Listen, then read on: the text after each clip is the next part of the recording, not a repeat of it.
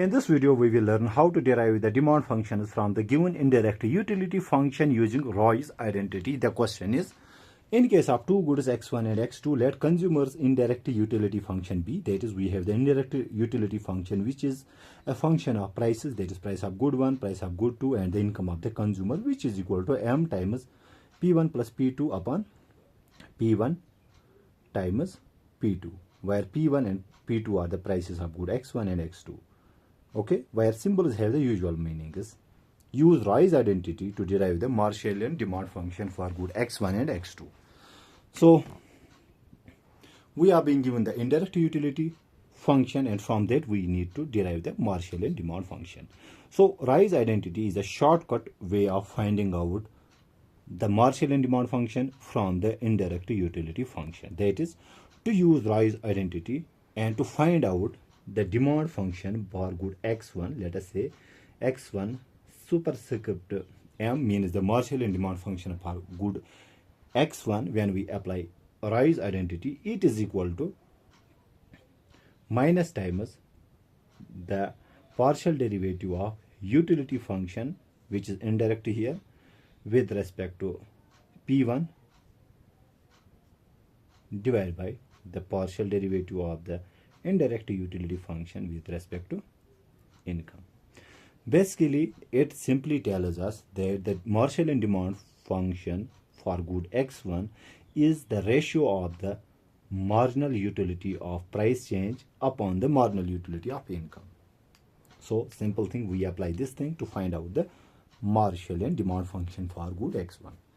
So, that means we first need to find out dv upon dp1, that is the derivative of indirect utility function with respect to the price of good x1. Okay, p1.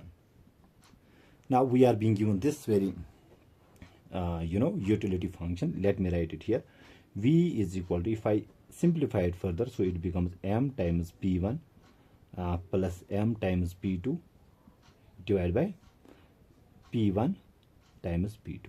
Okay, given this utility function, indirect, obviously its derivative with respect to p1 will be, if I simplify it, I can use two things. Either I use the quotient rule, or I can further simplify it here to find out the derivative. Okay, so can I write it like this, m times p1 divided by p1 p2 plus m times p2 divided by p1 p2. Okay, if I solve it further, so this gets cancelled, here this gets cancelled. Okay, that means our utility function will be equal to m upon p2 plus m upon p1. Now the derivative of this utility function with respect to p1 will be, so dv upon dp1 means the derivative of this function with respect to p1. In the first term, you can see no p1 is involved and we are taking partials. Its derivative will be equal to 0. Now the derivative of the second term, we have m upon p1.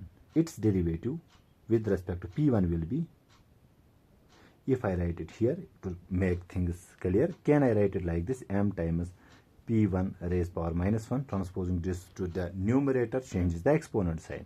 Now the derivative of this function with respect to p1 using power function rule, exponent becomes coefficient, so we have minus 1 times m times p1, exponent is subtracted by 1 by power function rule, so we will get minus m times p1 raised power minus 2, and can I write it like this, minus times m transpose it to the denominator, it becomes p1 square.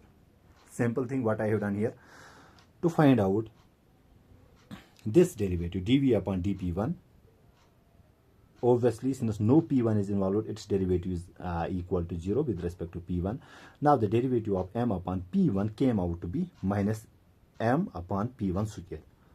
I just did this to make it simpler for you to understand. Okay, so what I got here, minus times m upon p1 square. Okay, having said that, in this Chalai Kalan, now I also need to find out dv upon dm. So what is dv? Rather, we have the partials here. So dv upon dm means the partial derivative of the given indirect utility function with respect to m. Derivative of m will be 1, so we are left with p1 plus p2 divided by p1 times p2. Now the Marshallian demand function for good x1 will be equal to, so we have minus here, dv upon dp1 came out to be this minus m upon p1 square divided by dv upon dm, that is the marginal utility of money. It came out to be p1 plus p2 divided by p1 p2. Solving further, so minus into minus is plus, we get m upon p1 square here. Now transpose it to the numerator, it gets reciprocated, we get p1 p2 divided by p1 plus p2. So here 1 p1 will get cancelled, so we will get so our x1, that's Marshallian demand function for good x1 will be equal to, so we got m times p2 divided by so p1 times p1 plus p2. This is the Marshallian demand function for good x1. In the same fashion, we can calculate the Marshallian demand function for good x2.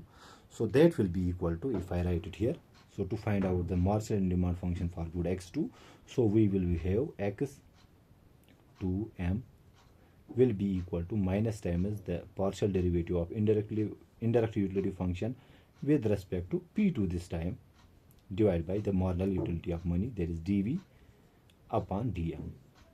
Okay, when we do this simplification, we will be able to find out the Marshallian demand function for good x2 also, and